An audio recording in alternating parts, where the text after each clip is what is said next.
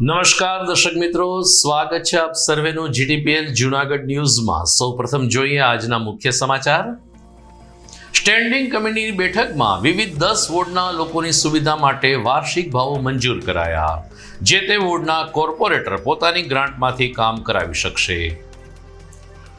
સરની કામગીરીમાંથી શિક્ષકોને મુક્ત કરવા શિક્ષક મહાસંઘની માગણી। કામના ભારણથી કોડીનારના એક શિક્ષકે આત્મહત્યા કરતા ગુજરાતના શિક્ષણ જગતમાં ખળભળાટ।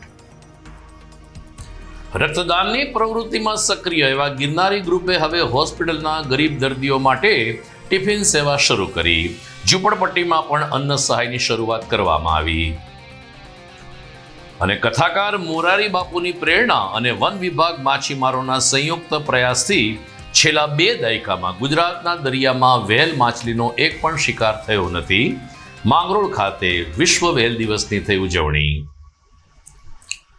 આ તમામ સમાચાર આપણે વિગતવાર જોઈએ તે પહેલા લઈએ એક બ્રેક।